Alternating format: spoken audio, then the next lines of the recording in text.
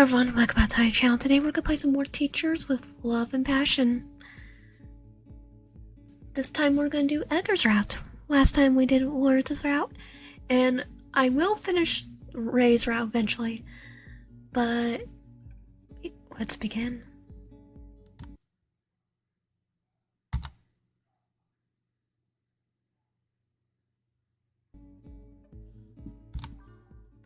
Another week starts, and with it, more work is to be done. The event was a great distraction for everyone, but now we have to go back to our reality. Today was supposed to be my day off, but after a call begging me to come to school, I'm back here to help Thomas with administration work. I guess I'm a teacher and a principal's secretary. Until we got our Yandere replacement, right? I should be concerned about this. Someone's coming. Sitting up, I fixed my outfit, getting ready to welcome everyone with a bright smile. To my relief, the two faces approaching me are very well known to me. Edgar and Lawrence. Hey Lawrence, are you gonna go be to Yandere in this route too? Good morning, guys. What are you doing here? Don't tell me. Is Thomas punishing you for what happened at the event? Well, why would he try and punish me? That would be bad. I'll get the doctor's note. Actual doctor. What the heck are you saying? It was Marcus and you who caused the ruckus. It was Marcus and you who caused the ruckus. I'm just the one that got hurt. He should punish you too. What? We're giving people real entertainment. Is that what you call it? I must agree with Miss Stark. I can't believe you did that, Mitchell. Oh, come on. We were just having fun. Yeah, fun. What's your definition of fun? Breaking a leg, twisting a leg is not the definition of fun to me. Two adults rolling on the floor like brats isn't what I call fun. I felt miserable watching it. Jeez, Lars. You are so boring. Anyway, are you here? What are you doing here, Ryan? I'm helping Thomas. I thought it was your day off. It is, but some girls couldn't attend to work, so he asked me to give him a hand. He's taking advantage of you again. You should sue him. Lawrence, this is your friend. You're telling me to sue your friend and my boss. I don't think that's what works. It's okay. I'll be bored at home anyway. So I'm happy to help. Your pure soul just left. Your pure soul just left Mr. Cold Heart speechless. Lawrence Dedclair says more results than his mouth could ever said. I would be fearing for my life if it wasn't for Edgar's shoes. If I was in Edgar's shoes, he probably knows that he's messing up, but instead of apologizing, he only smiles at me, not daring to look at the teacher by his side. I take it as a cue for me to act and save him. Do you guys need anything? Just give me that damn book. I need to do the check-in. Right away, sir. What about you, Edgar? I like a book date with Miss Stark next week. Oh, just hitting on me.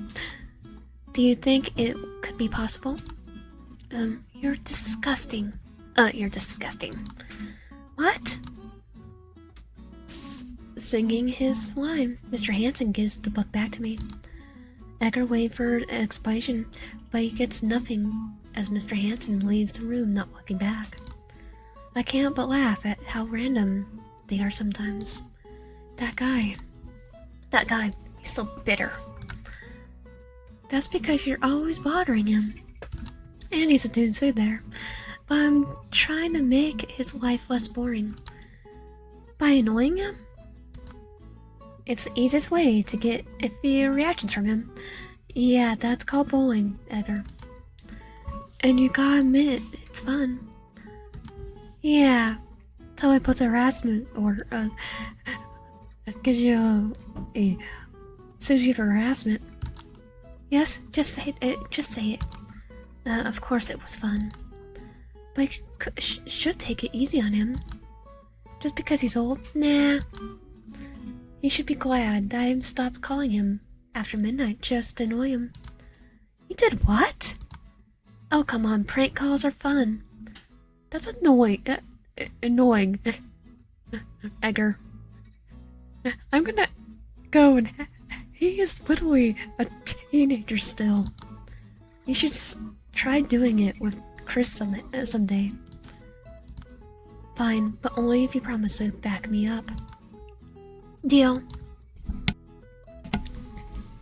I can't believe I just agreed to do something so as stupid as this. But now, how was I supposed to deny it when Edgar is making me feel so young and full of life? Anyway, I need to sign that book too. Sure, here you go. Edgar leans over the counter, signing the pen beautifully on the sheet. It's a bit shocking to see how elegant his handwriting is. I was expecting it to be a lot ruder. Just like him. But you didn't answer me. About what? Are you free to spend your day off with me? He talks to me a while after laying on the book. His eyes never leave the paper, and yet I feel so embarrassed that if he was staring directly into my soul. I know he likes to tease and flirt with me, but this time his tone didn't sound playful at all. Well, who knows? Who knows? I never know when Thomas is going to ask me for help again. Oh, come on. Are you telling me that Thomas is more important to you than I am? Well, about that. Because we're doing the bad route first. I'm gonna say yes. What? I didn't. Yeah, I'm just messing with you. He closes the book and sets a pencil over it on the counter. Then he looks at me for a long, quiet second. His lips show me a soft smile, while his eyes are longing for a faded emotion I can't decipher. He didn't touch me. He didn't say anything, and yet my heart is throbbing, asking me more for this feeling. There you go. Sliding the book to me, he whispers the words under his breath, slowly bringing me back to this moment. I'm late for my class. Gotta go. Hope to see you later. His cheerful voice fills the room, erasing the moment and questions from a second ago. Me too. Good luck with Thomas, and please don't let him take advantage of you and your angel's heart. Edgar waves at me, running out of the room and leaving his playful words hanging around me. I didn't understand what I feel most of the time when I'm with him, but I know it's a feeling so strong. It overflows my face, and I like it. Holding the book in my hands, I turn back to my work, trying to stay focused on for the day.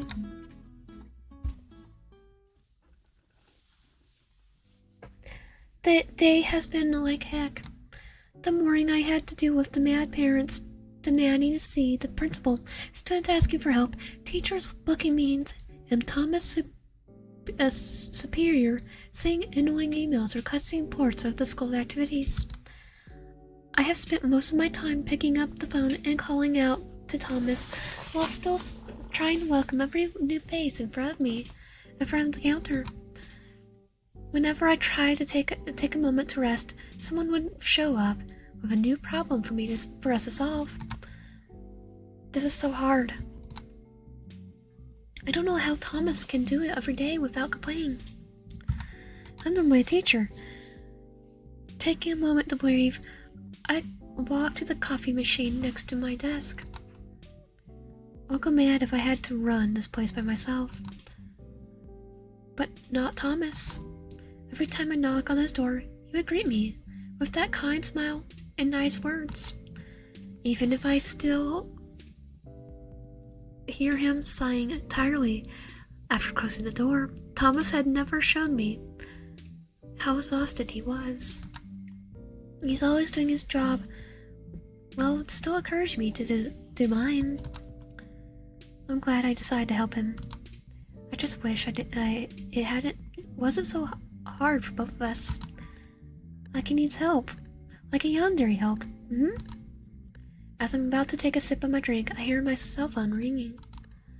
After I find another problem to solve, I slide up the screen, biting my lip. Hey, I'm going out for a break. Where are you? Answering calls behind the counter. Are you still there? Jeez! How dare Thomas rent all of your services to himself? Doesn't he know we're missing you here? Then come see me. Girl, don't try me. If I go there, I'll steal you away. Thomas will come after you. Oh, he will. But seriously, are you okay? Thomas usually works a lot. It can be overwhelming. I'm good. Tough girl. But you deserve a break. Oh, I know. Hey, you're staying around for another hour? Yep. I'll be here until 5 p.m. Damn. Well, I will give you some time. Tell me, Miss Dark, do you like cake? What? Yeah, I'm standing in front of a bakery right now. I'm looking at a cute strawberry cake. I'm thinking about getting something. What do you say? Edgar, you don't have to. You don't need to do it. I know that. I want to. Take it as a reward for your hard work. Thank you. Actually, then I'll gladly accept the slice of it if you eat a piece too. How sweet. Okay, deal. Now leave it in the lounge for you, and I'm next in line. Gotta go. See you later. Yeah, he has little emojis. He's spoiling me too much.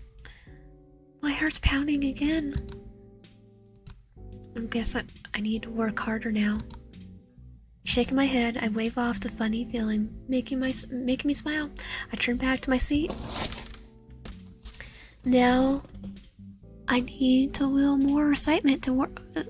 I'm even a bit more excited to work again.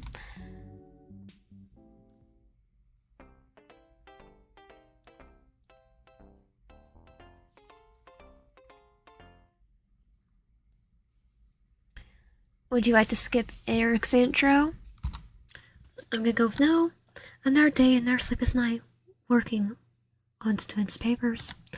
I'm yawning in the lounge, watching our teachers getting ready for their classes. In their faces, I see the same soulless stare I saw in the mirror when I got up this morning. The good thing about being a teacher is no matter how hard the week has been, we all feel the same. Every morning feels like a meeting at rehab before going into classes. It's like, not really. Suddenly we hear a few light knocks on the door, calling our souls back to our bodies to greet whoever is here to see us. Good morning, my dear teachers. Isn't it such a beautiful day? They're all ready with pitchforks, ready to put them in the stake like a witch hunt. Oh, maybe it's too early for that. Yeah, it's too early even if he's not chipper. And like all of us, Thomas doesn't understand the signs of our faces. It's exam week, Thomas. Of course it's too early. Oh, right. This reminds me that I want to thank you all for doing such a great job every day. And for working so hard for the school and our students. That was low.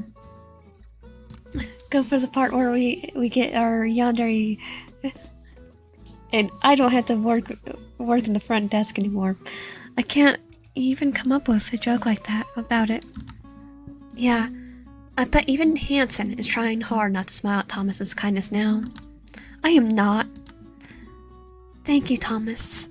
They won't admit it, but we all need to hear it. I mean it. Now I have something important to tell you. Here we go again. Today, Sanrika is welcoming a new member to our crew. Eh? Everyone, please meet Eric Quinn. I'm gonna say his last name fits Harley Quinn, mistakenly assessed with the Joker. At one point, after a dramatic intro, Thomas takes a step in the side, revealing a face we have never seen before. Plays both Joker and the Quinn and Harley Quinn combined. A young man young enough to be mistaken by a student stands with a cheerful smile, waving his hand to us. We look at him speechless, still shocked by the unexpected announcement. Good morning. It is a pleasure to meet you all. Like an angel that has never experienced pain, he sounds sweet and pure. Wait until we get to know him better. For a moment, I feel bad to see such a young soul crossing the doors of traumas and low wage salaries. Like I say, wages. Oh, was that how everyone felt my first day? Except for Kirsty got her job. I am turning into a veteran already. Oh, wait, it means it's my time to tease someone. Eric is my new assistant. At least I don't have to do your work anymore. That work with you anymore. Eh?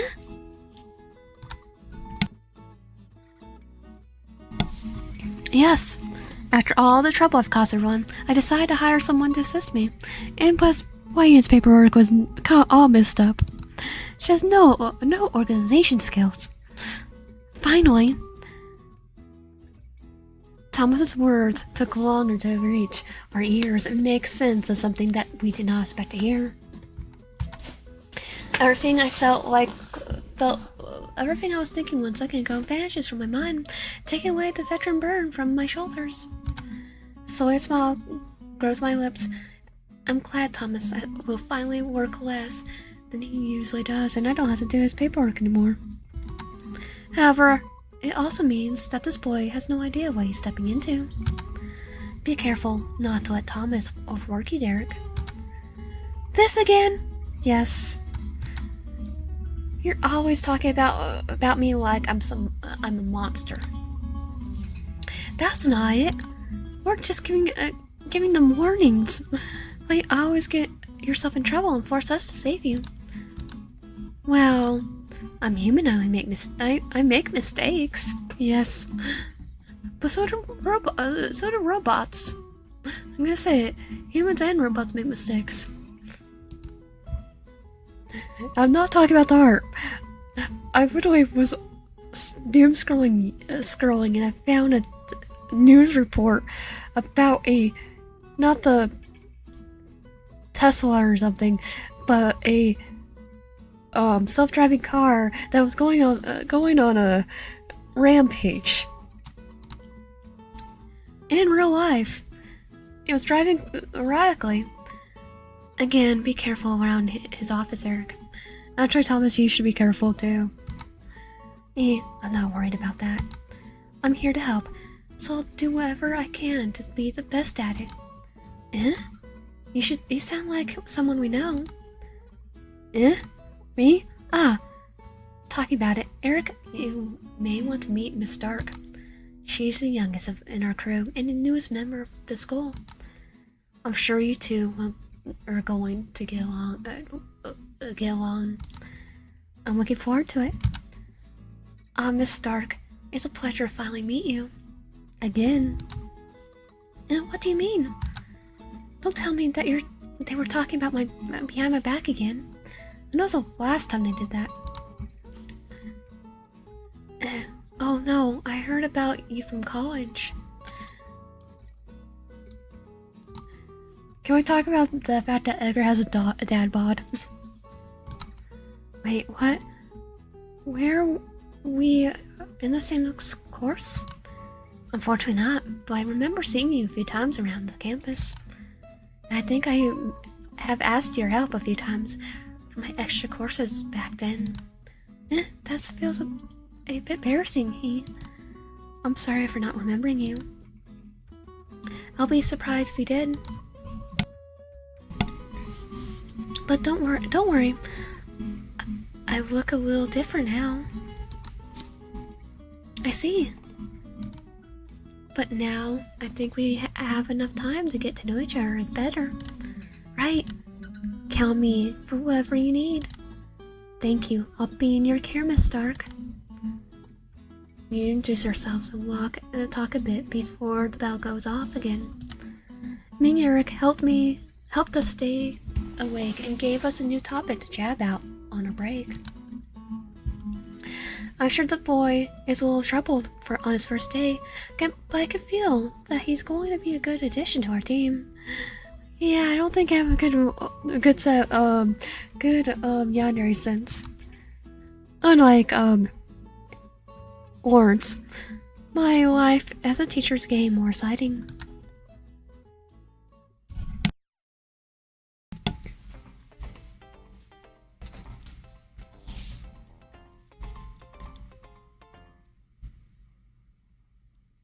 Walking down the hall, I wonder what to do now. It's Friday. I could call Christy and ask her to come over to my house. It's been some time since we had a girls' night. It'll be fun. I'm sure she'll say that she's busy with her boyfriend and I should just go out with some guys. Call Christy. Yeah, I'll do it anyway. Maybe I can change her mind this time. And how are we gonna do that? Getting my phone out of my pocket, I dial her number, already thinking of excuses to convince her. What excuses are we gonna do? We don't know the conversation.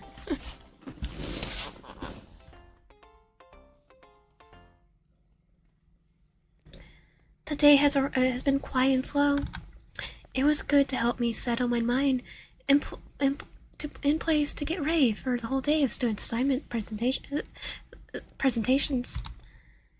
It's always so unpredictable in a classroom. The kids can be very excited or too nervous to do it. Depends on the student. I need to be always ready. Yes, it's possible for you to get the result using this method. But I don't think it's the best option. Eh? That's Edgar's voice. Yeah, it sounds like a math problem, so yeah, it's Edgar because it's a math teacher. Bewitched by the sound, I walk towards the classroom, carefully stretching my neck closer to this door. Inside, I find Edgar crossing his arms in front of the blackboard, looking at the students taking notes. Look, I'll teach you an easier way to do it. You always say that, Mr. Mitchell, but it's never easier. Trust me this time, okay? He smiles, making a few kids grunt in the back. Turning his attention to the board, he starts writing on it as he continues to explain the lesson. I thought he'd be a fun teacher, but he's pretty serious. Yeah, I thought so too. I thought I'd be like the one that's like the cool teacher. He looks so different. Not just his voice, his voice tone, but his facial expressions and his posture are completely different from what I've seen in the teacher's lounge. I'm gonna say probably his real personality is when we're in the rounds and he's trying to be serious as a teacher. There are no blanks, no teasing, no wasting time, only a man teaching a difficult lesson to a bunch of bored kids. He looks quite charming. Mr. Mitchell? Yes? I think there's someone at the door waiting to speak with you. Hmm? Hypnotized by his nude side, I forget that I was standing in his door. At his door, where everyone can see me. Whoops. Caught stalking. Stepping away from the classroom, I urged my legs to run away like a criminal hiding from the law. Hello? I think she left. She? Could it be us? Yes. I still love it, like we're doing Sarah's lecture ourselves. After that embarrassing moment with Edgar's dance, I went straight to my classroom. I thought I was safe there until my students started to worry that I might have a cold when they first saw my blushing face. It was hard to deny what happened to such smart kids, but I made it in the end. Now I'm sitting here waiting for the next class as I thought about all that has been going on in my life. How did I go from someone who didn't want to think about love to someone who's blushing every time I see his face? Maybe it happened because Edgar took me in with open arms since my first day. He was there cheering me up and reminding me of things I didn't know, even though I knew. So he made his way into my life, and now he's living free in my mind too. Edgar's the kind of person who makes you feel safe and comfortable, like a warm room in the middle of a cold winter. He's a safe place that allows me to be vulnerable. And as nice as it sounds, it's not something easy for me to handle. Because every time I try to be vulnerable, I get hurt. I'm tired of it.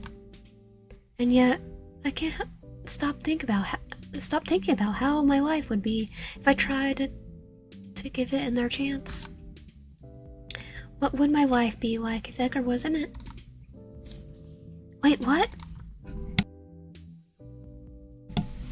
No, stop it, YN! Stop getting your brain in the gutter. Mine in the gutter. He's your colleague, and you're not supposed to be thinking about it.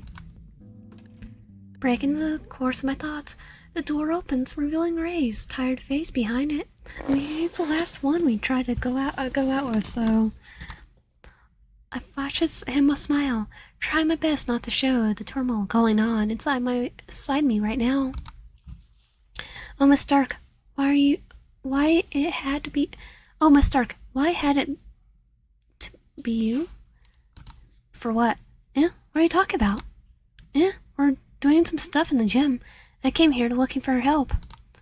I thought Leonard would be here for me to drag him into it, but I guess I will do it with you instead.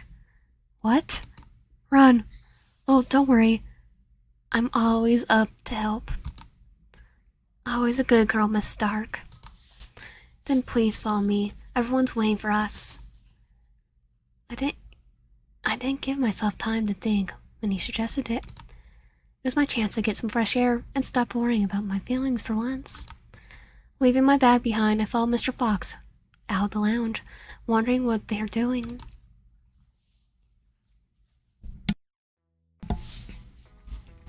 That relief I was feeling moments ago goes stay on the train as soon as I get to the gym and find out who's in the group waiting for me. It's, a certain someone, Edgar, Thomas, Eric, Marcus, and Edgar are around the place with their sleeves rolled up and hoses stretched on the floor. I know I should be anxious to see Edgar here, but I don't feel that way. Instead, I find myself curious to understand what I put myself into. Yeah, I'm the one that got hurt, so should I stop? What's going on? Thomas is holding a parents' party meeting in the weekend, so I thought it would be nice to give a small party to impress them. Typical of Thomas, he. Right. And I thought we weren't supposed to be working. It was all Eric, or Yandere. He guarded us to help him clean up the gym before doing it. I see. This information doesn't make me any less worried, but it at least adds sense to what I'm seeing. I'm glad Thomas is doing this all on his own, but I think it was a wise choice to put Edgar and hoses in the same room. Nope. I know I'll be fine. Why not just a mop? But will them? Hope you don't mind getting a little wet. Oh no. I have a white shirt on. Probably should wear something else. Good to know. Mr. Fox, where are you? Miss Stark, you are here too. Before I can finish my sentence and scold Mr. Fox for making me fall for his tricks again, a soft voice calls out to me. I turn my face to find Eric waving at me as everyone else turns their curious eyes in our direction. Amid so many different expressions, my eyes search for the one that makes my heart trip. Edgar's wide eyes look not only surprised, but also excited. It could a combination made to wreak havoc. I thought you said you would bring Leonard and be all boys. Hey, I only found Miss Stark resting in the lounge. Oh.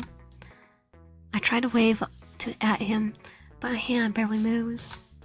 Edgar smiles, a soft and charming smile, like the ones that you see in those good-for-nothing guys from action movies. He already has a plan. Something that makes me roll my eyes and making my legs go limp. Blame Thomas for whatever happens to you here. Marcus's voice calls me back, but it's Ray's hand gently pushing my back forward that brings me into this moment. Nothing's going to happen. We're going to clean up the gym and go back to our jobs. The inn. Are you sure about that? I didn't expect such a task would be so hard. Don't worry, Thomas. I'm sure we're going to do just fine. It looks fun. And we'll explain that later. I don't think so. Hopefully it will be. As always, my possibility shows an immediate effect. With a few words, I stop them from stirring an unnecessary argument and get our hands to work. With questions answered, Thomas takes the center. He then proceeds to explain the task for the day. As Ray said before, Thomas wants to clean the entire gym so he can make a party happen on the weekend. Our tasks are simple: get wet buckets and sponges and brooms and scrub every corner of the hall until it shines clean. I think it's already shining. I don't think we need to. And as simple as the task is, we still need to separate teams and organize ourselves. So to start, Thomas and Ray go to the back room to get brooms, sponges, and other cleaning stuff.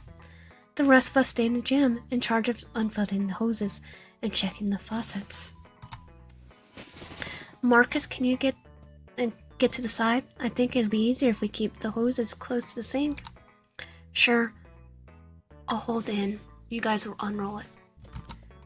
As they decide what to do, Eric and I walk to the corner, pulling on their hose out of the dark. To be honest, I'm a little surprised to see everyone working so seriously. I think I was expecting them to be noisier since Edgar and Marcus are here, but that didn't happen. I don't know if they just wanted to get it done or what, but when Edgar is so serious, is staring something inside me. I'm glad you're here, Miss Stark.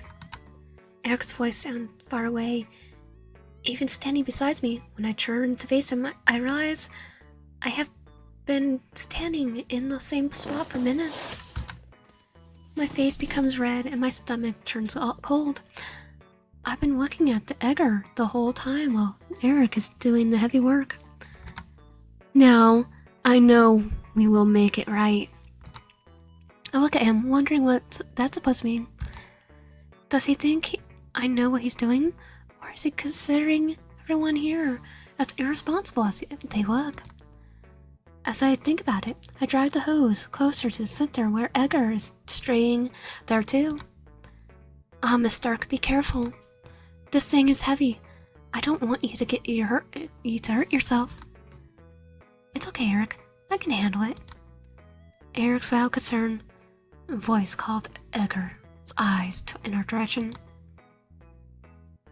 He isn't wrong about it being heavy. Even I'm surprised to see so much strength to hold it. Even I'm surprised to use so much strength to hold it, but that's not a reason to be worried. I know he's probably said that for overthinking, but I shouldn't have let it get to my nerves. But I couldn't help but feel bothered. I didn't hear him saying anything like that to Marcus or Edgar. Does he think I can't do it because I'm a woman? Oh, it's because he's Yandere. Maybe now I'm overthinking, but it's too late to push the angry feeling away. Clutching the hose with both hands, I whipped it over my shoulder. The weight of it is not as bad as I thought, but it still bends my back a bit. And yet, I keep a straight face, walking my way as if nothing happened to me. I'm dragging it out of the way. I notice Edgar's gaze following me, with awe in his eyes. What? Those arms are so hot. You could kill a man. Wait, is that a compliment?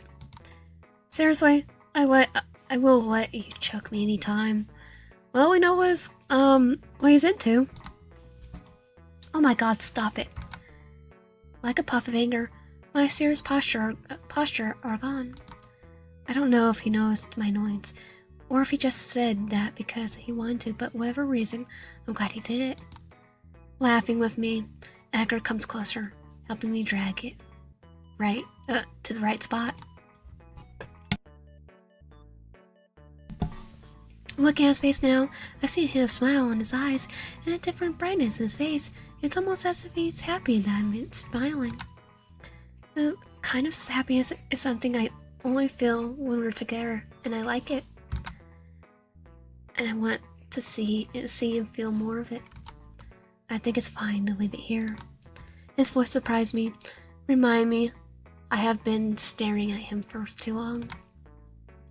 Luckily, he's too busy with his work to notice the bright color on my face. Okay. Leaving on the floor, I take a few steps back while he makes sure nothing is blocking the way.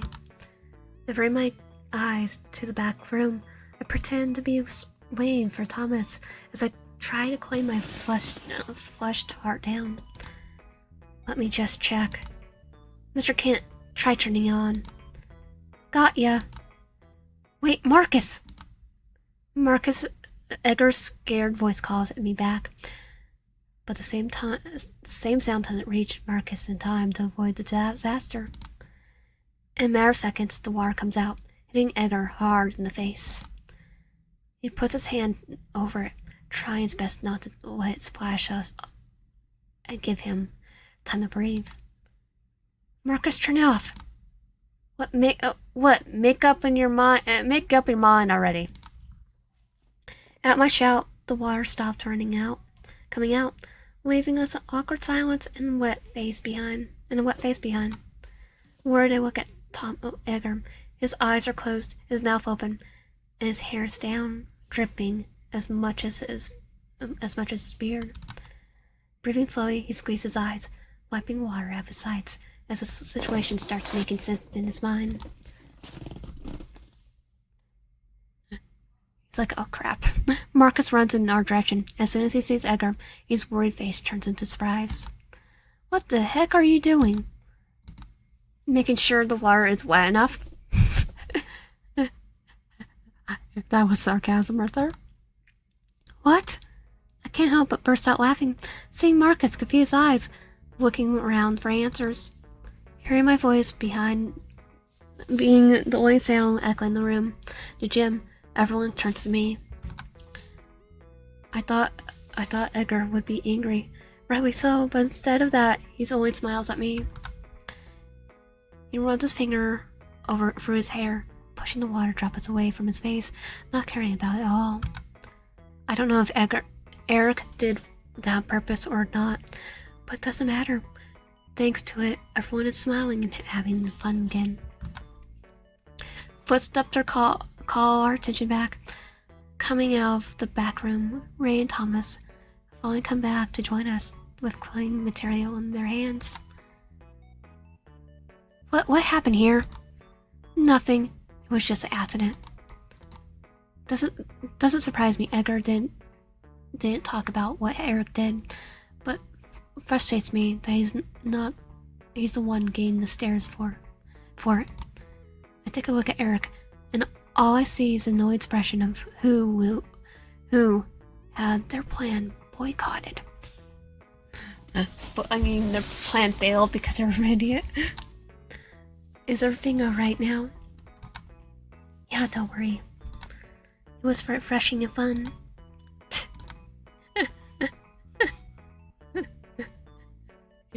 I think he just got flattered because he's just Edgar's just a jokester. Thomas was a little recurrent, deceptive, but he decided to leave it that way. After all, we still had a lot of work to do. Right, then let's get back to work. Clapping his hands scared, Mr. Fox draws our attention to what matters at the moment. Quickly divide into pairs, choosing tasks that fit us both and letting no one get overwhelmed. On one side, Marcus and Eric swept the floor. On the other side, Thomas and Fox are mopping the floor. And on the other corner, Edgar and I are watering the seed bunchers. Like their plants. No more accidents. All goes well as we chat about little nothings to keep the sounds away. Everything is going too well when I notice the water stops coming out of the hose next to my feet. Worried that it may have been twisted, I turn to my side, searching for what could be the problem. Slowly my face stops at the sight of our feet above the blue material. Curious, I run my eyes up until I finally find the mischievous face looking at me. For a moment, I look only puzzled at him. He is aware of what he's doing. So why is he still standing there? But then, like a flashlight in my mind, everything makes sense. He's planning revenge on me or Eric. Tell Edgar to stop. I know he's hurt and probably only wants to do it for fun, but I know it isn't going to end well. That's why I can't just cross my arms and agree with it. Edgar, please. What? I didn't do anything yet. Yet. You're going to get in trouble. Get us in trouble, probably. Right. But it's going to be worth it. Now, if we are teachers are spending without pay. Flashing me with a wink, he looks around, waiting patiently for his victim to get closer. The only thing I can do now is watch and expect the worst. Like an innocent lamb about to fall into the devil's trap, Eric walks towards the hose, confused by the lack of water coming out of it. No, he's more like a devil falling into another devil's trap. We quietly watch him from the corner of our eyes, waiting expectantly for the right moment to attack. I can feel the tension build up as a boy takes the hose in his hands and brings it closer to his face. He tilts his head and looks into the hole, seriously trying to understand it. and the next moment his concerned face turns into fright. We all hear his wild gasp, along with the sound of water shooting into his face strongly. Edgar and I quickly turn our faces in the opposite direction, trying to hold back our laughs as everyone gathers closer to see what the boy is yelling for. What are you doing? Are you right, Eric? Yes, Mr. Kleinman. I don't know what's happened. Well, I can tell you. Edgar happened. Edgar's his own warning. Our faces are red. Our cheeks hurt from holding back. I thought I was stuck, but then... Unable to hold it anymore, Edgar let a short giggle escape his lips. Hearing that funny sound, I feel I can't control it anymore, too. I won't be laughing. I know he's the most dangerous person in this room. The boy turns in our direction with surprised gaze. His eyes seek the older man's face like an eagle hungry for the truth. Mr. Mitchell? Did you? Yes, he did. Haha. You should have seen your face. Mitchell, seriously? Jeez. I'm so sorry, but I couldn't help it. I just wanted to... Before he could finish the sentence, Eric lifts the hose, hitting Edgar's face, soaked. Isn't Edgar already technically soaked, though? For a moment, everyone holds back their breath, waiting expectantly for the outcome. Oh, sorry, Mr. Mitchell. I couldn't help it. Mitchell? Smiling bitterly, Edgar wipes his face with the back of his hand, bending down to pick up their hose. Don't do it. Thomas already knows what's about to happen, and he also knows that no matter what he says, won't stop him. Nope. Unless you'd say suspension without pay, probably. Everyone gets into defensive positions as Edgar is some type of wild beast ready to attack. A smirk crosses Edgar's lips, and a bright light shines his eyes. Let's party.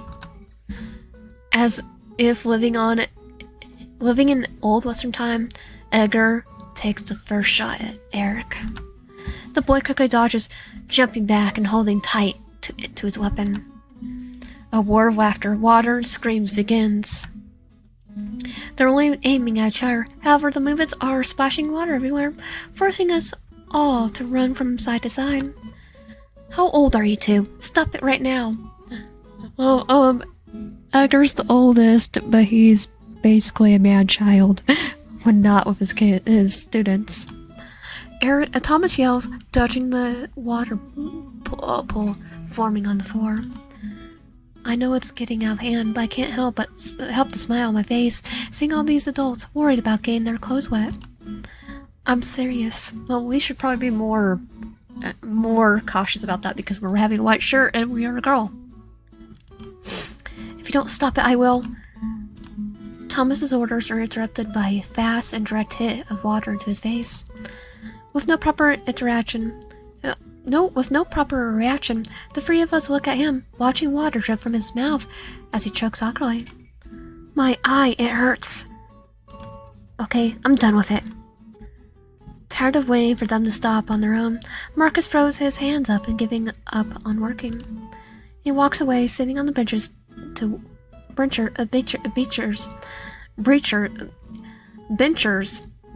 wait for them to stop, totally ignoring the wet seats. This is his place, it doesn't matter to him.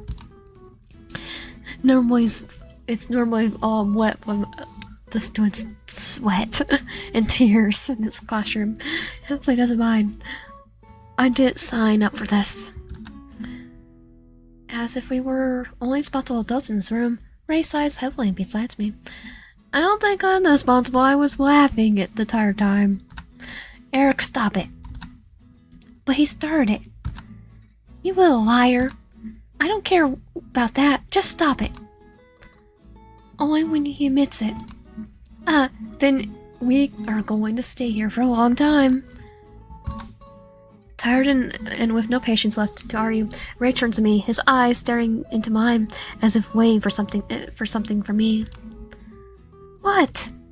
You are my last resource. Please make them stop.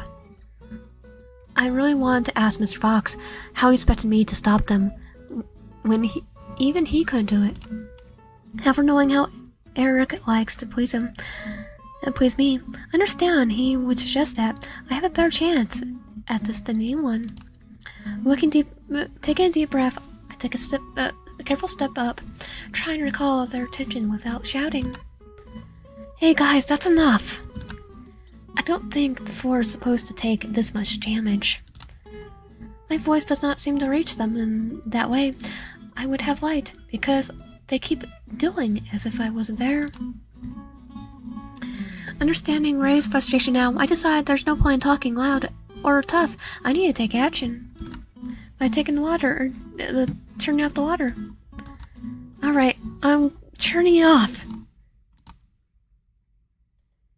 Just like what happened to Thomas, I stop talking when I feel something cold. Well, some cold water drop side down my cheeks. I close my eyes, stopping my track, already imagining the damage I must have done to my hair. I don't think we need to worry about my hair. Slight silence surrounds the room. I know for sure that my sacrifice was not in vain. Yeah, but I think they're looking at something else. A smile crossed my lips as I opened my eyes, ready to crack a joke about bringing peace back into the gym. But what I saw makes me hold back my tongue. Slowly the joy of victory starts to fade away when I see everyone staring at me with blushing and surprised faces. Where are they looking? Are they looking down? What? Thinking that maybe everyone is worried because I look ridiculous for being wet. I look at myself, and at that exact moment, I cast my eyes down on myself to find a reason for so much embarrassment. My white shirt is no longer white, and the transparent color is not hiding what's supposed to hide. Yeah, I could tell. So which one of you is gonna give me your shirt? Feeling the blood rushing to my head, I'll say Ray because you're the one that forced me into this. Or Thomas. Feeling the blood rush to my head, I turn my back to him, holding my body tight in an attempt to hide. It's why I hear the sound of the hoses hitting the floor and a few guilty sighs following it. I don't dare to look back, but I can't imagine that they're all talking to each other through gazes as they think about what to do. Ray? Okay, Ray. Ray, give me your shirt. Well, I knew she would make you stop. Yeah, now, Ray, give me your shirt or your lab coat, or I'm gonna kick your butt. Seriously? Ray laughs while I hear everyone else grumbling. I know it wasn't the best time to say that, but at least he broke the embarrassing silence. Anyway, I think I have some towels in my office for everyone to get dry. Good. And I probably have something here to help you hide your body, Miss Stark. What is it? Your lab coat?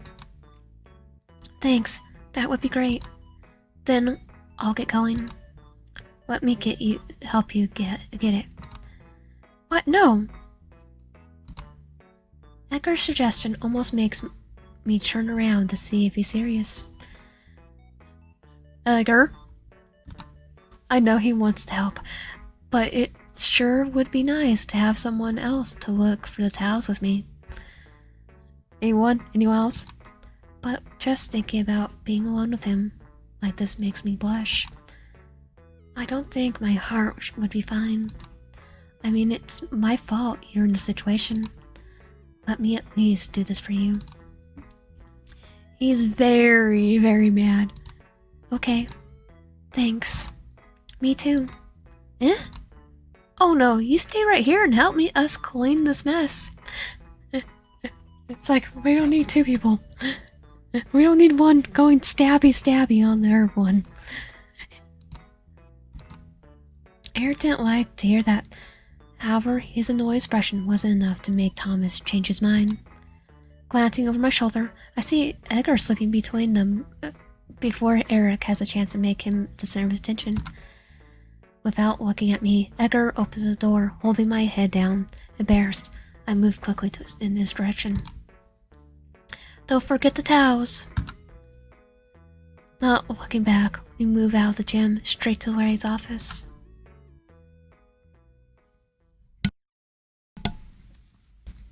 Quickly after we enter the room, Edgar tells me to wait beside the bed. He then turns to the bathroom, searching for in cabinets for anything to help me dry. So I notice my body starting to shake a bit. In reaction to that, I hug my arms, rubbing my skin. Cold water slides through my fingers, but my skin still burns hot. My heart beats like a drum, and I can't tell the difference between excitement and cold.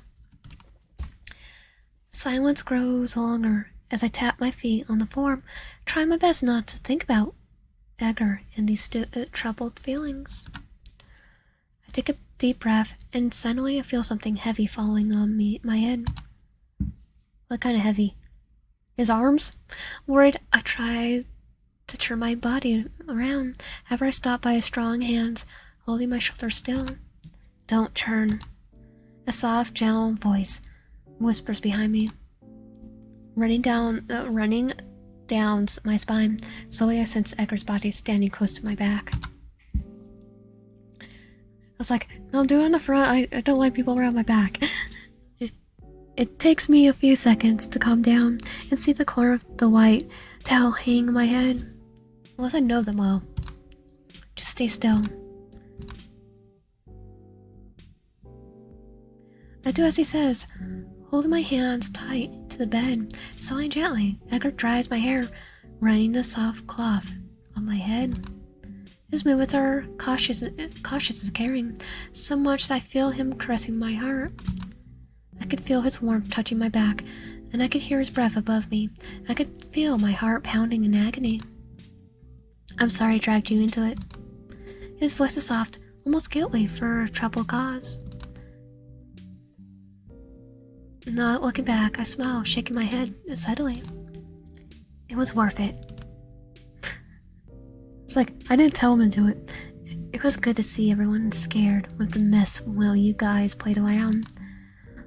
I laughed shyly, hearing him laugh under his breath.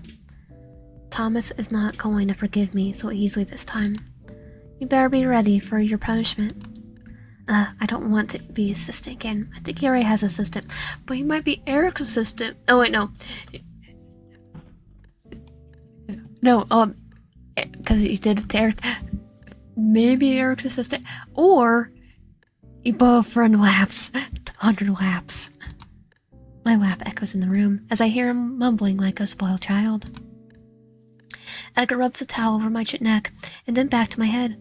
We are not worried about the time anymore. I just want to play with that kid. I see a smile in his voice, but I can't hear it. I can't hear it in his tone. But I guess it was stupid. No, it was fun. We may be in a bad situation, but thanks to it, we had a good time together. Now I want him to know it.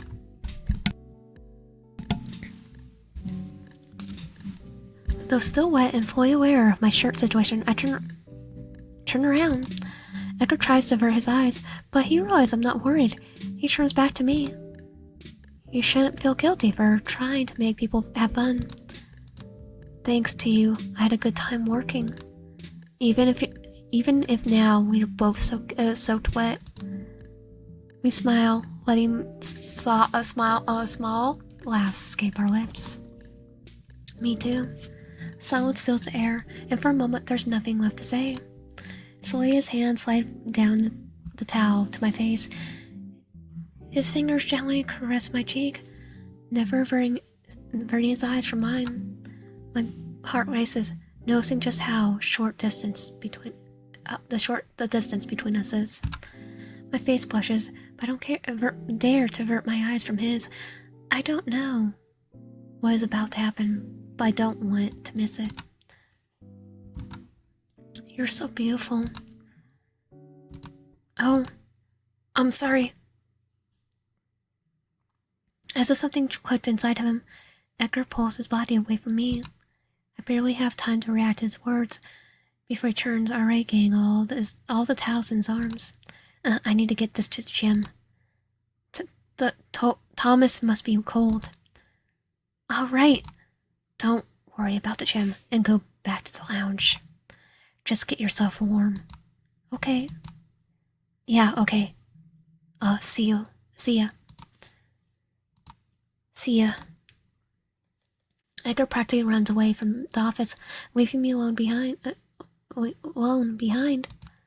I know he said something unexpectedly, but seeing him more embarrassed than me left me confused.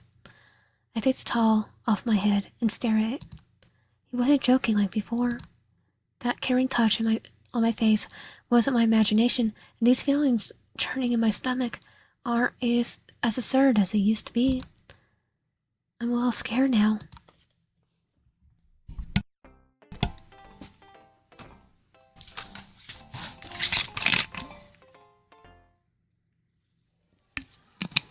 It's break time. All I can do now is a few minutes alone to breathe and some fresh food to fill the void in my soul.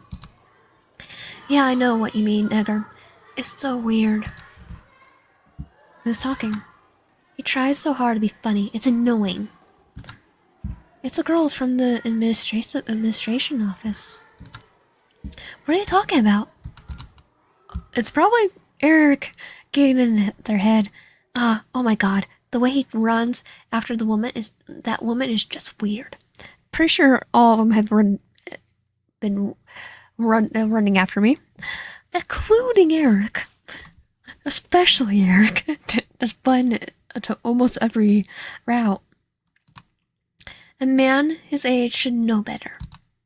Absolutely, Wayne is too young and too good looking to go out with someone like him. What? They don't know even look at celebrity some celebrity people that celebrities date or anything. Anyway, it's not that bad looking at all. She tries so hard to be polite, but I can see how much he is annoying her. Is that what it looks like? Oh, look, Thomas is coming. Let's get back to work. Why are they so mean about him? He's not running after me, and I'm not having him around. My fear stuck in place, repeating these cruel words that make no sense to me. Thinking about my feelings for Edgar is something that always makes my whole body flutter. But this time, whispering those thoughts made the happiness in my stomach go beyond it and feel grasp hidden deeper into my heart. I don't think I'm hungry anymore. Feel my stomach turn. I turn back to my classroom, designed to stay inside and wait for my next class. Those ministries people are just gossiping in their pieces of crap. After teaching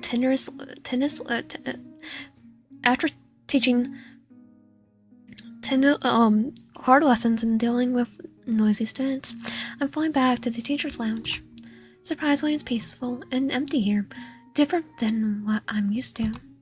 In our circumstances, I would be happy about it, but this time, sitting here all by myself with so many thoughts was a bad idea. Now I can't stop thinking about what those women are saying. Edgar's a nice guy. Okay, what's not phrased as a nice guy? Let's say he is a great guy. Because, nice guy is a internet meme. He's sweet, funny, charming, and I mean it, he's cool, and he cares a lot about everyone. Did they even consider that annoying other people may be his way of showing love? This is fair. Did they even see him working? He's a great teacher too. Why is this bothering me so much? I feel so bad. As if they were talking about me. Well, they technically were talking about us too. Is it because he's my friend, or am I having feelings? And speaking of the devil, it's probably him. Or Eric. The sudden sound of the door opening makes me jump out of my seat. It wasn't the most pleasant way. However, it was enough to bring me back to reality. Okay, it was Eric, the second guess. In front of me, Eric is standing in the door. Surprised to see me here. Oh, hi Eric, you surprised me. Sorry, Miss Stark, I didn't know you were here. It's okay, it's not your fault. Were you trying to sneak evidence or something? I was a bit distracted by my thoughts. Are you alright? What do you mean? You look tired and sad.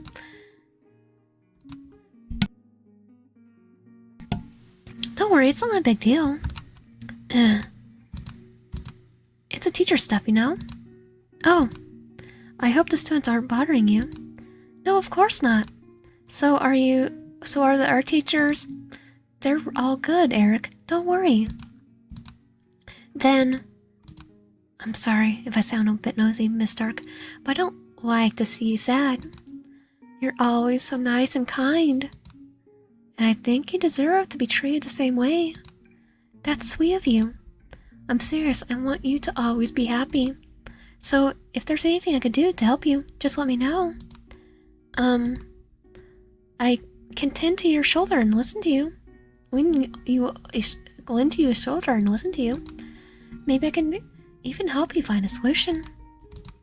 I don't know if I should ask about him about it. It could cause me more trouble. But he works around with those women, so I'll give it a shot. What do you think of Edgar? Mr. Mitchell? Yeah. That son. Why do you ask me that? Well, because the water incident. I'm just curious. I don't know. I don't think I ever thought about him before. Other than when you were fighting with water. I see. But if I think about it now, I would say he's a funny guy. Although I don't think it's a compliment for someone that should be a serious teacher. He's a serious teacher. Eh? I mean, he likes to joke around, but he does his work like everyone else. I see. After everything I had heard in the office, I was expecting him to be that type of skip his job. What do you mean? I've heard he failed numerous jobs in the past because he doesn't take his life seriously. Are we talking about the same person that was teaching the kids? Oh, you don't know about that? I guess Mr. Mitchell forgot to tell you. I heard that he even failed to have a family. Okay, Eric? Eric, I'm gonna get the spray bottle and get you some more wet than you were last part of the route. What is he talking about? I think Mr. Kleiman took pity on him and decided to give him one last chance. Really? Yeah, but you know, it's really maybe just rumors. That's the first time I heard about it. One last chance for not having a family. Eric, what universe are you in? Why has no one told me about this before? What does he mean by failed to have a family? Did Edgar do something bad in the past? No, that can't be right. This isn't the same caring Edgar that looks after everyone here. I know it's a bad idea to talk about it. Now my thoughts are running wild. What's wrong, Miss Stark? You look a bit pale. Did it surprise you to know that he's not the man you wanted him to be? I mean, we all have baggage. We all have baggage, okay? And you have the most baggage, Eric. Do you have the most baggage already? What? No, I mean, I'm fine. I'm just... Why did he say that? Why is everyone telling me that I'm wrong to like him? Not everyone. I think Warren's even well, no, Warren's immediately to sit there and try to go with us. I don't want Edgar to I don't Edgar to be anyone but I don't want Edgar to be anyone but himself. I'm fine with it. I'm fine. My heart doesn't seem to be feeling the same. I'm sorry, Eric. I gotta go. See you tomorrow. I don't understand what's happening. I don't want to hear any more of this. Nervously, I grab my bag, rushing all my stuff inside. Putting all my stuff inside. I don't give myself time to see what's in front of me as I run out the lounge. Right now, I just want to stay away from all of this.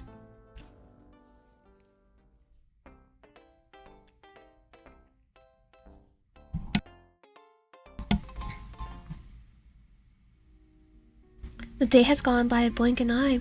Now I'm taking my time to breathe. With some of the chill songs playing in my phone, I read my students' notes from today's class. Looking out the window, I think about Eric told me earlier. At that time, I was in the denial, and I can't think properly. But now I look carefully, I realize I don't know much about Edgar. I mean, I know he's a good teacher, a wonderful friend, and a funny guy, but I don't know anything besides that. And yet, I ran away because of my feelings for him.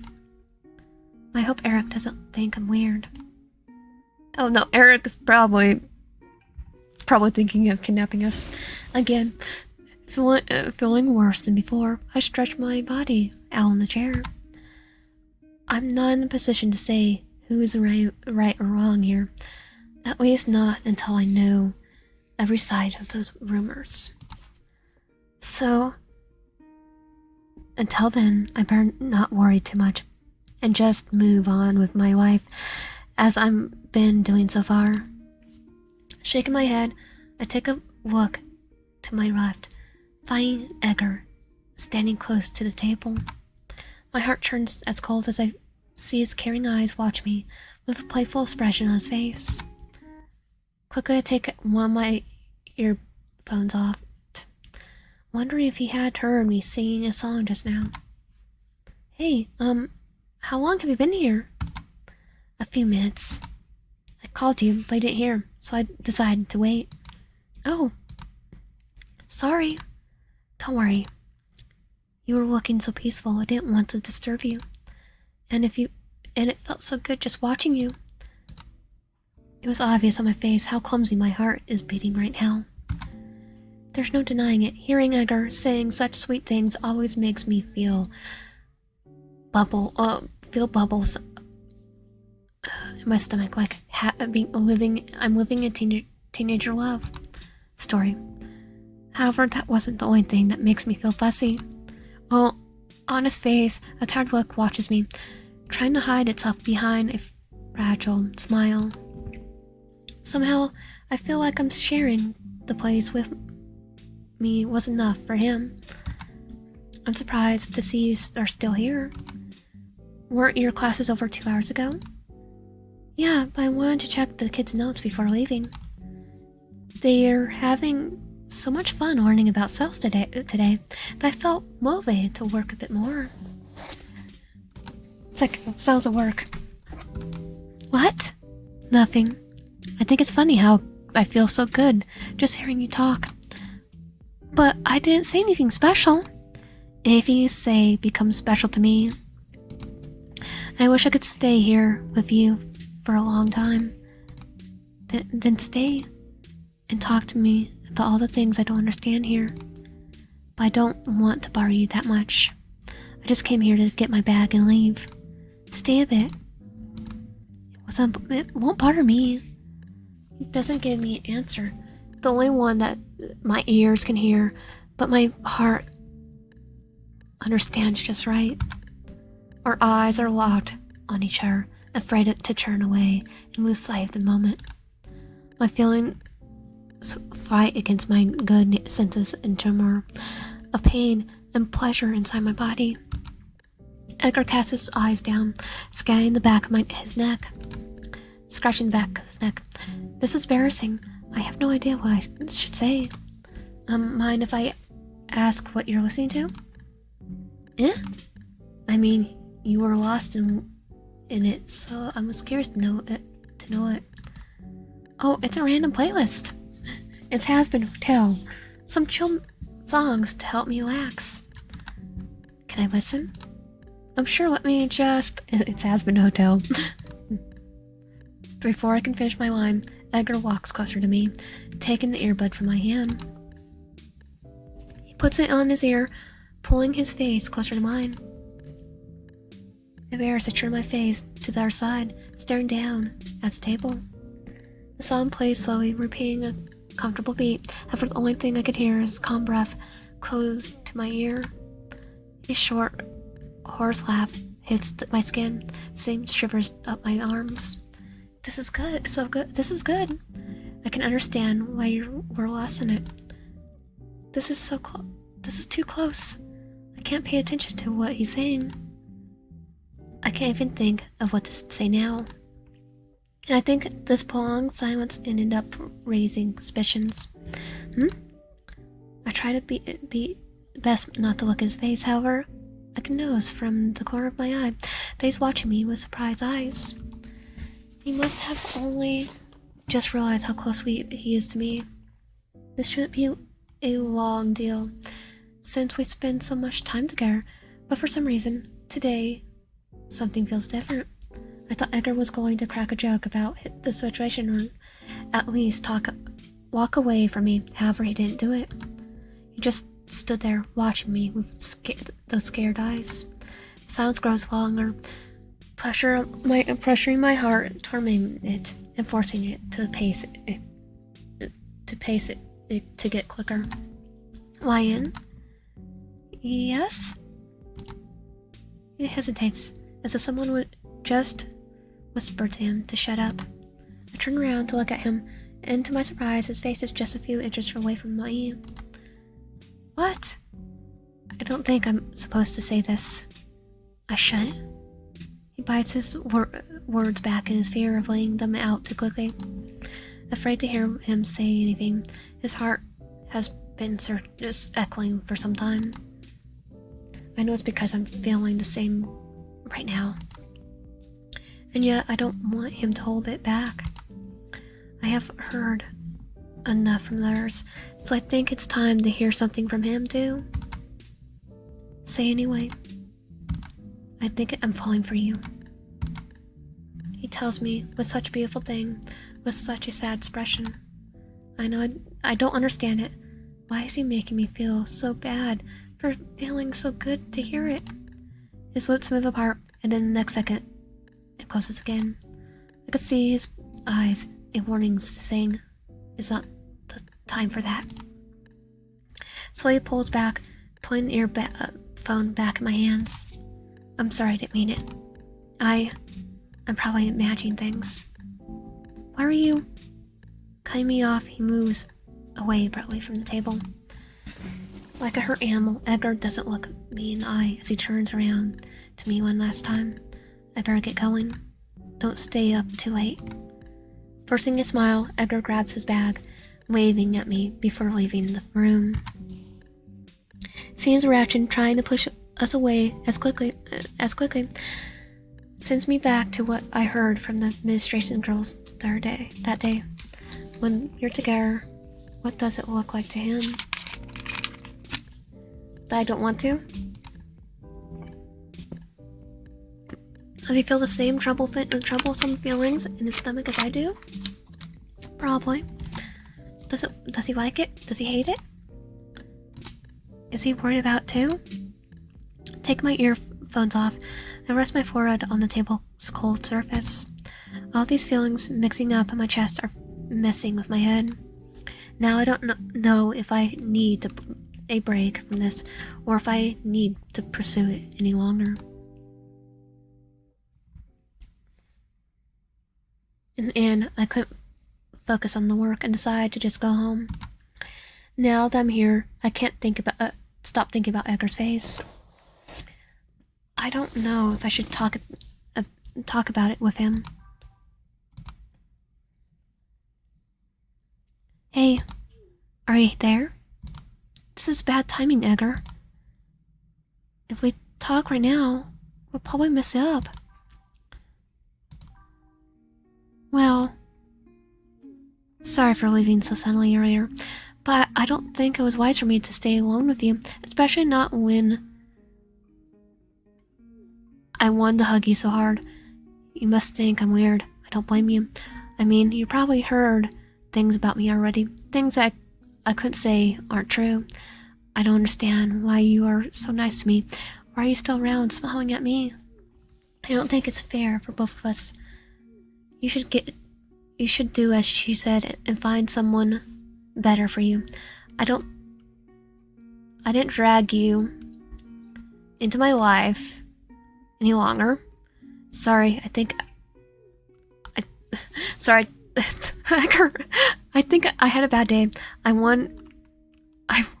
Edgar's like just text bombing me. I want to talk a bit, but you are probably sleeping right now. Forget. I'll stop hurting you. I hope you have a sweet dreams tonight, and I hope to see you again in mine. Maybe there's no guilt for hugging you tight. I'm going to bed. See you tomorrow. I don't understand. Does it mean he wants me to stay away? Because he doesn't sound like it. Not completely, at least. And what the heck is he talking about? Oh, this is bad. My heart's beating painfully fast. He keeps pushing me away and then pulling me closer again. I think he wants me decided. Liking him's killing me.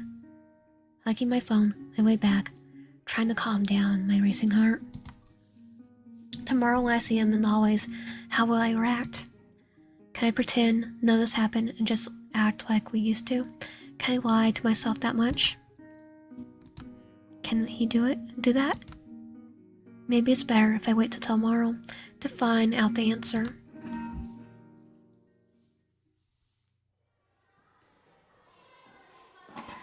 I could barely sleep last night. All I could do was roll in my bed, thinking about what Edgar said.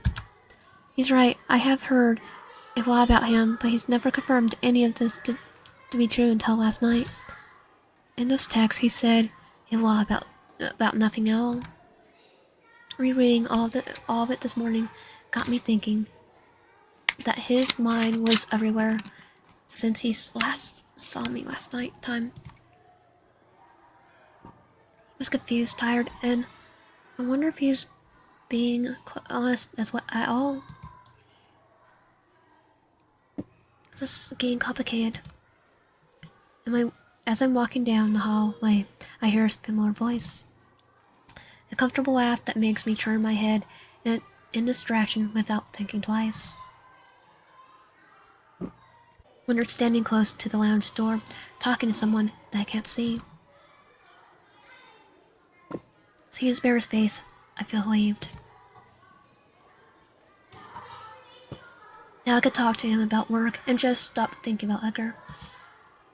Was he talking about to Edgar? Hey, Leonard. I have something to ask you. The words fade away from my mind when I come closer, seeing who he's talking to. As soon as Edgar sees me, his happy expression melts away, leaving him scared eyes behind. His mouth is dry, my hands are wet, and my heart is beating like it drums my ears. Looking at him, I could tell he didn't sleep enough last night too. Hey, Wyan. Hi. Catching a glimpse of our faces, Leonard shuts up, confused by our silence. I can't blame him. Usually, Edgar talks to me first, and I always laugh at his greetings. Now we're both like two scared animals. Are you guys alright? Yeah. It doesn't look like that. I see. So Edgar doesn't want to talk about it. Why do I feel so disappointed? It's all good, Leo. Why wouldn't it be? Because you're looking like you committed crime. We didn't commit a crime. Lion, did he do something bad to you? You could talk to me. I'll protect you from him. I can just picture him getting his finger and moving his glasses up again right now. Don't worry about me, Edgar. Leonard. I guess everything is fine. Really? I don't think I like the way you guys are acting right now. Should I leave you alone to talk? No. Eh? I get it. You guys need to talk. Leonard? Edgar? If that is what I think it is, then you should just do what I'm saying. We both know that running away from problems never works. Well, you're one to talk, Leonard. You're one to talk. And you're out. Whatever it is, you guys need to solve it. See you later. So, even Leonard knows something? Should I be happy about it? So how are you doing? Good, I guess. Are you mad at me? Yes. Yes, and that's all your fault. Why are you playing with my heart like this? I understand that you don't want Leonard to know about it, but please don't make it look like nothing's happening. Especially after everything that you said to me last night. I hate to feel like this. I think Leonard's right. We should talk about it. About what? About your text last night. And about the moment you said you were falling in love with me. How the heck did you want me to feel? I didn't want you to feel anything. I told you to forget it. Forget it? How do you forget a feeling? This is not fine for me. Miss Stark? Oh, Eric is here. Hi. Hey, I found you. I'm glad I found you. Gosh, worst timing. Perfect timing for him. Hi, what's wrong? Eric? Something came up and I need your help. Mr. Kleiman asked me to do a banner for the summer event next week, and he told me to ask someone to do it with me. So I was wondering if you could do it. You're up for it. Oh, hey, isn't that a bit unfair? Oh, hi, Mr. Mitchell. You're here too. Ryan has been working a lot around here. Can't you ask someone else? Does he also have a Yandere sense? Like who? You? Yeah, why not? Sorry, Mr. Mitchell, but I'd like to have a job well done. And you think I can't do that? Not just me, but yes. Well, I don't say you had to ask me. You could go ask Lawrence if you want. What? Perfect. Lawrence is like... Lawrence is literally going, no, get him away from me. He's busy. I would rather have Miss Stark with me. How about, Leonard? What the? I'm asking her, Mr. Mitchell. Eric gave up on sounding nice and just raised his voice to shut up Edgar. For a moment, he looks at me, shocked to hear the young boy yelling at him. If it was in other circumstances, I'm sure Edgar would make a joke about it. But I would be laughing with him. But right now, I can only stare at Eric while Mitchell turned his gaze to the floor. Oh, yeah, I'm free on Saturday. Oh, God, good. Then I'll love to meet you. I'm coming too. Eh? What? You said you need help, right? So, the more the merrier. Oh, he did not like that. Fine. 8 a.m. Meet me at the lounge on Saturday. Got it. He just wants to be alone. He leaves us, walking angrily down the halls as Edgar smiles behind. See ya, Eric. Edgar watches him go until his silhouette is completely gone in the hallway.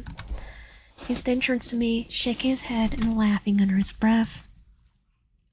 You need to talk to Thomas about it. The boy needs to stop asking you for help every day. I think I have bigger issues to solve right now. Like you.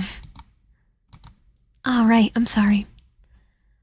Seeing Edgar's smile fades away as soon as I talk seriously to him makes me think I sound like Hanson. Hanson is Horses is rubbing off on us. I hate it, but I can't let him get away now that we've gone so far. Look, I know I'm not being nice, but the whole situation's a mess. But I really don't mean it to be like this. I got messed up with my feelings and dragged you into it. You dragged me? That's what it's up. That's what it is for you? No, I didn't mean it. He's just bad at expressing his feelings. He chokes on his words and interrupted his own thoughts. In the end, he just stops talking. It seems his mind is not favoring what he feels are feelings are trying to show. I can't die. It hurts my heart to see him struggling so much. It doesn't mean I will back down now. I can't do it because it's clear to me he needs to sort out as much as I do. It's more than that. And of course, you deserve to understand it, to make up your mind. But can you wait until Saturday to talk about it? This is not what I'm wanted here, but at least he's not pretending everything's fine now. If I need more. Sure, if you need time, then I wait. Thank you. I promise I will make things right for you.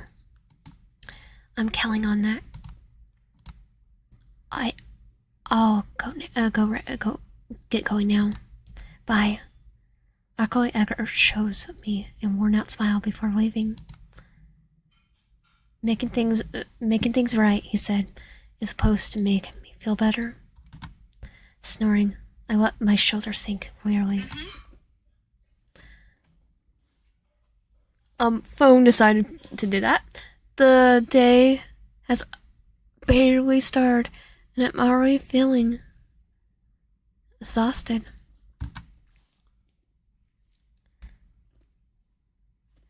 I don't know why, but I have a bad feeling about all this. Very bad. Like we're getting watched by Yandere.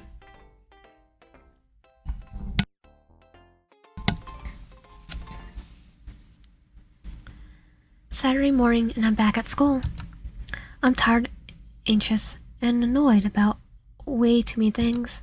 Since that day, Edgar has been avoiding me in the lounge, hallways, library, dining hall, everywhere. Even Marcus knows that.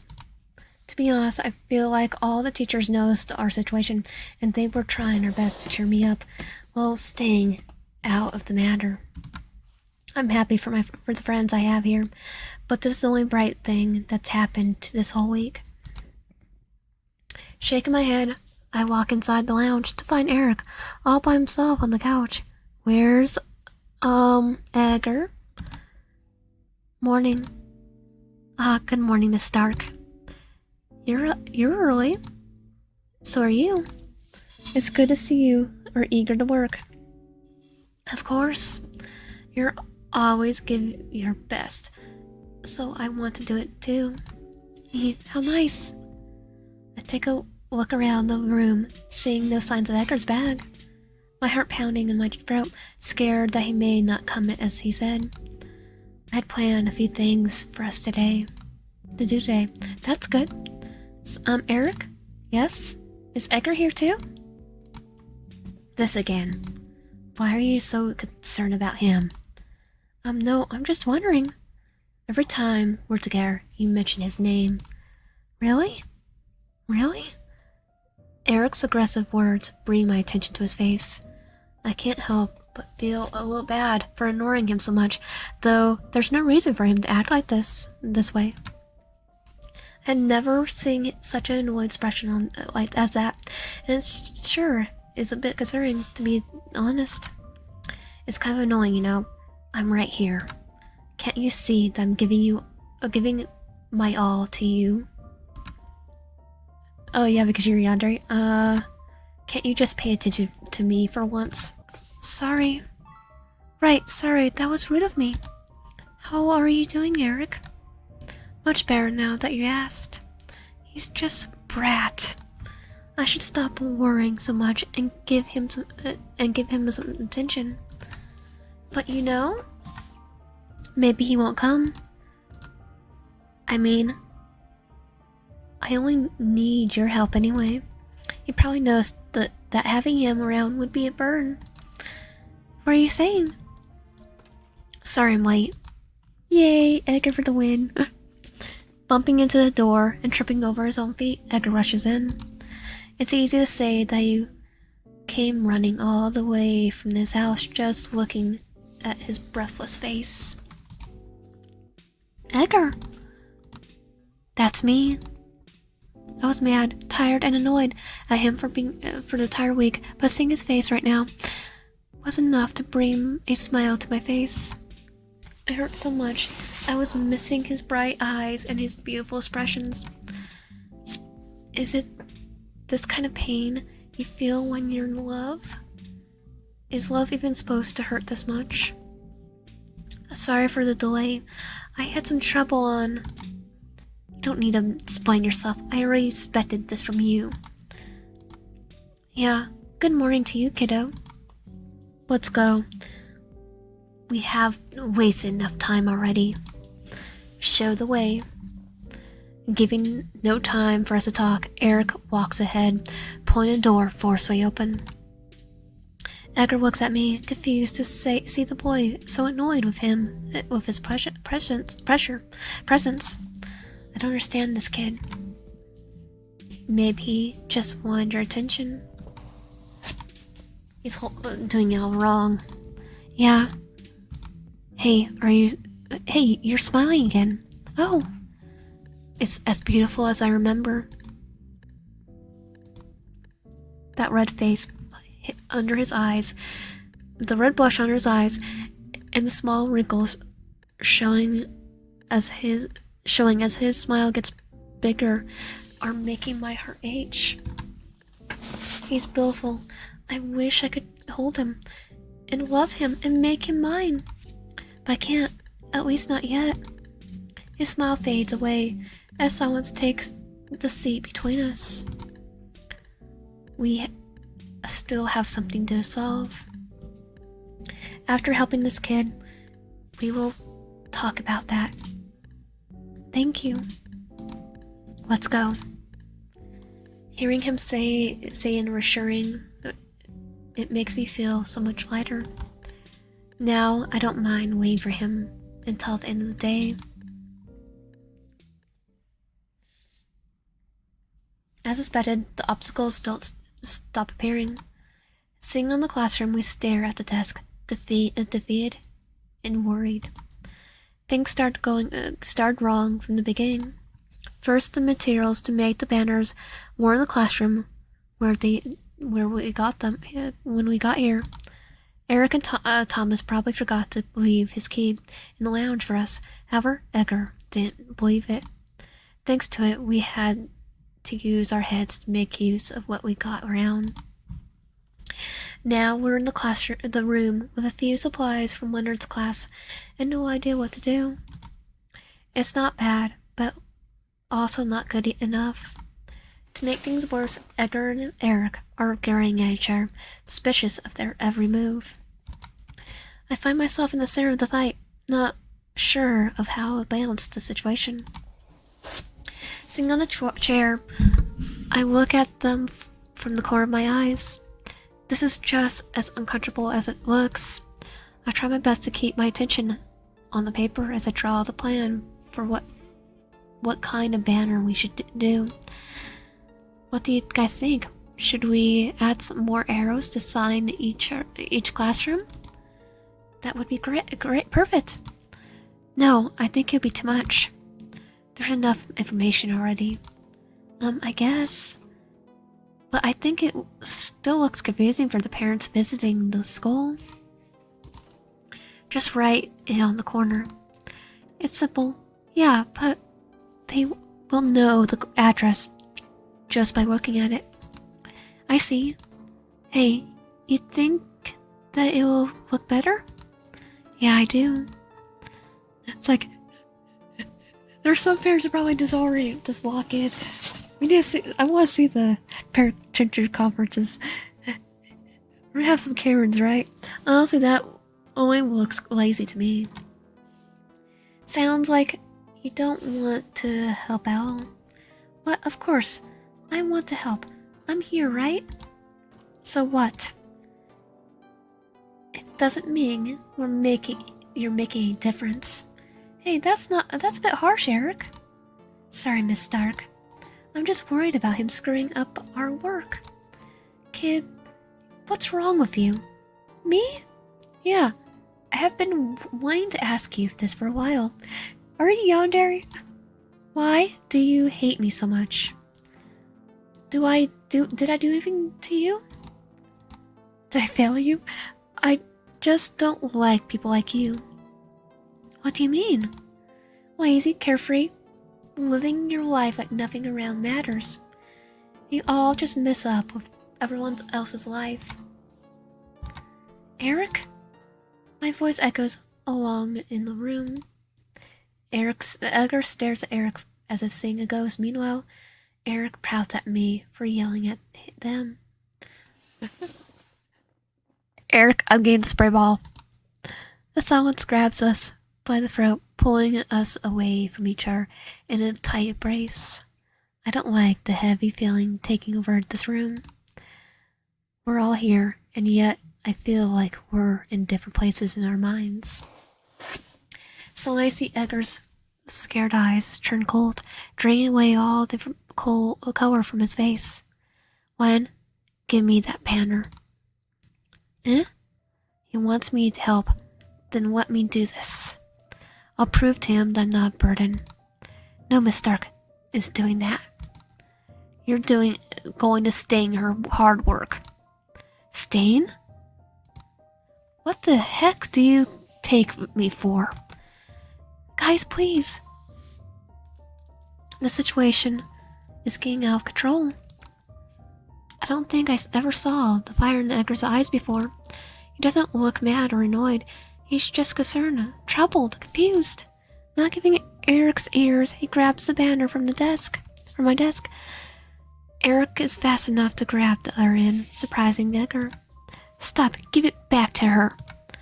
You keep saying I didn't do anything. Then let me do it now. Let me show you that I'm not as useless as you think. Guys, are you going to? Tear. Yep. Too late. In front of me, I see each of them holding a piece of torn paper. I feel the tension building up. This room is turning into a bomb about to explode. And we have a Yandere in the room, and that's the one that's gonna explode. Oh. Sorry, I knew you'd screw it up. You useless piece of crap.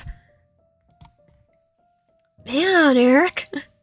Showing that you're kinda... What the...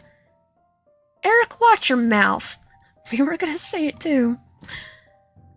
I know you're mad, but it's no excuse to treat him like this. My drawings were ugly anyway. We could start over. No, Miss Stark. Starting over won't change a thing as long as Mr. Mitchell is around. And I'm sure you know that yourself. What? What the heck are you saying?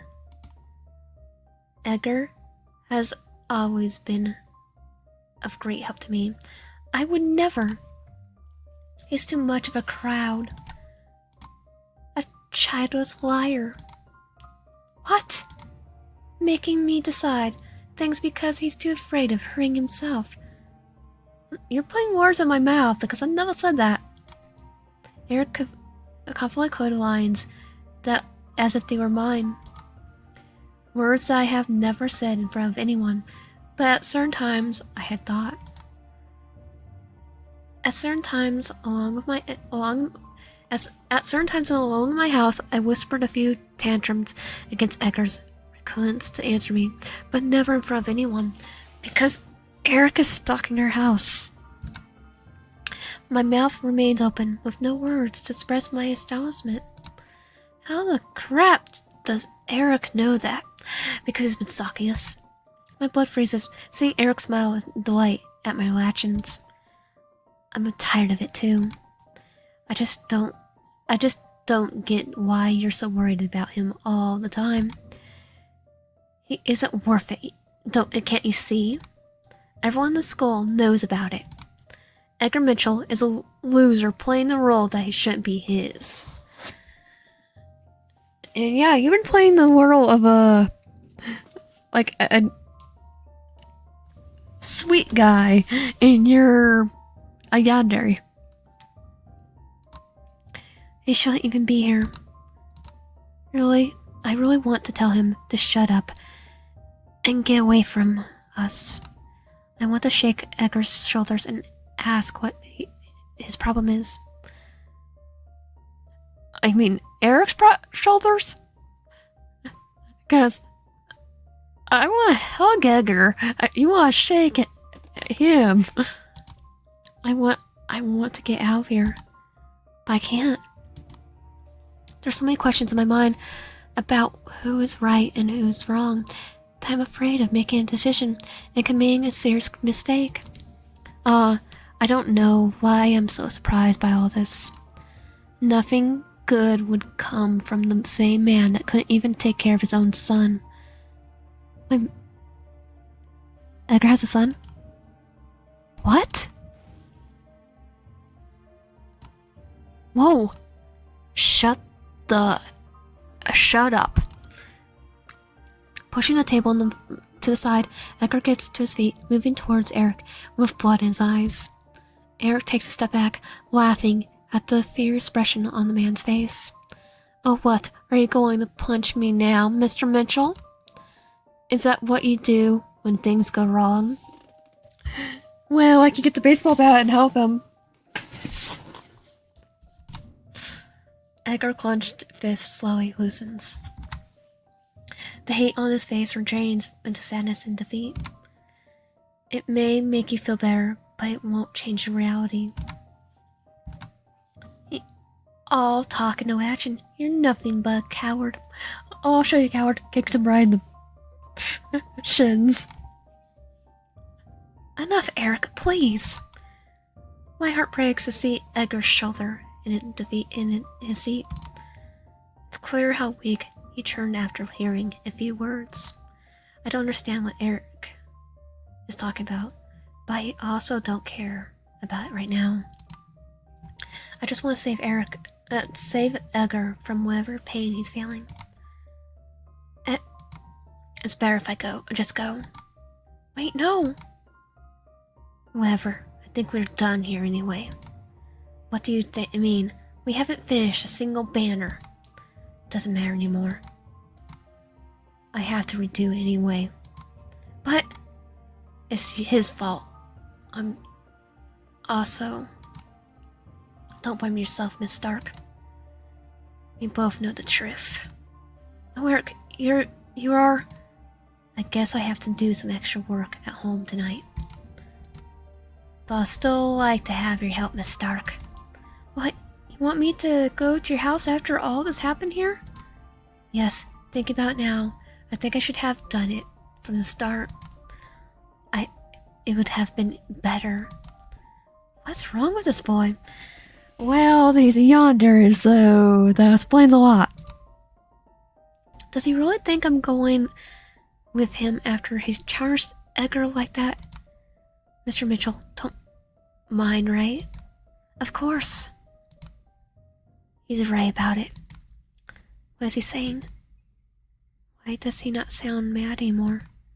I guess it's better if you just go. We finally agreed on something.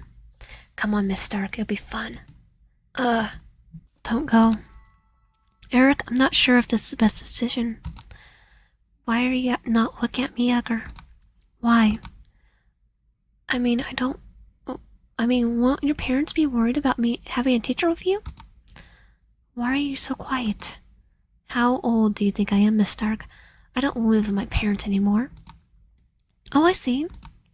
Come on, Edgar, say something. It will be all fine. I mean, did he tell us that he was a student out of college, so anything. Help me, please. Miss Stark? So you're supposed to save on this, these choices because he has 2 bad ends. So we are gonna go with him first. Go. Is this your answer, Edgar? Is this how you want to make things right? Fine. Really? Yeah, wait for me outside. Okay, don't take too long. Holding his hand together like his side child, Eric leaves the room, hopping happily. I have to call it cute. If I hadn't heard half the bad things he had said, it just looks annoying now. Like he's trying too hard because we know he's up to something. I turn my attention back to Edgar. He's still in the same position, holding his head down with guilt. It hurts my heart to see such a cheerful man looking so small and sad. Is it my fault? Did I seed so much trouble and pain into his man's heart just because I loved him? Just because the whole fault is that I'm feeling like an empty box placed where my heart used to be? This reminds me of why I gave up on love a long time ago. I was always better off on my own. I better get going. I get my bag from the chair and walk towards the door. I glance back, finding Edgar's eyes looking at the desk with an expression so blue I almost don't recognize him. Maybe if I just let it go now, I'll be able to see him smiling again. Baden. This is the only one that says Baden. So now we are going with Don't Go. Sorry, Eric, but I think it's better if you go alone. Huh? It's your job after all. Thomas charged you, put you in charge to do this, not me. I'm not going to lie. It took a lot more courage than I expected to say that. Eric doesn't spawn. He doesn't need to. The blank expression on his face is enough to tell me he's upset, very upset. I don't know if he's trying to scare me or what, but I don't care. I want him out of here now, and urgently. Like now. You should go and take some time to cool your head.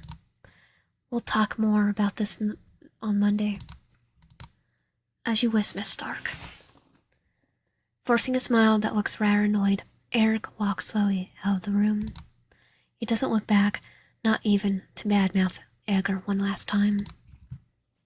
He doesn't leave, hitting the door closed behind. I turn my attention back to Edgar. He's still the same position, holding his head down with guilt. It hurts my heart to see such a cheerful man looking so small and sad. Is it my fault? Did I seed so much trouble and pain in his man's heart just because I loved him?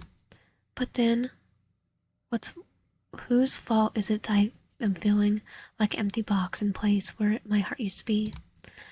It reminds me of why I gave up on love a long time ago. I was always better off on my own.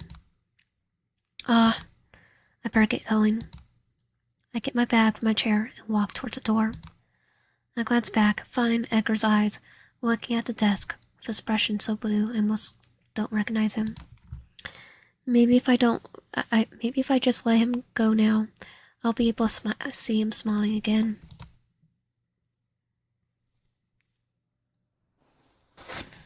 This sucks. This freaking sucks. Why did I think it was a good idea? I try my best to pretend I'm fine and that this feeling is going to pass soon. But the truth can't be hidden when it comes from inside you. I need a drink. Something. Uh-oh. Knowing that, sure. Interrupted by my limitations. Someone grabbed me from behind. We know who it is. One hand holds my lips, making sure I don't scream. The other hand wrapped around my waist, locking me in place. I can't move my head and take a single glance at the person's face. But I don't need to do it to know that they didn't mean well. Don't worry, I'm not going to hurt you. Maybe our love interest. That voice. I want to show you that you can rely on me and you don't need anyone else. Don't tell me it's Eric. I'm going to make you happy just like you deserve it, Miss Stark. When I realized who it is, it's already too late. The world around me turns darker and my body slowly gives in to a forced dream.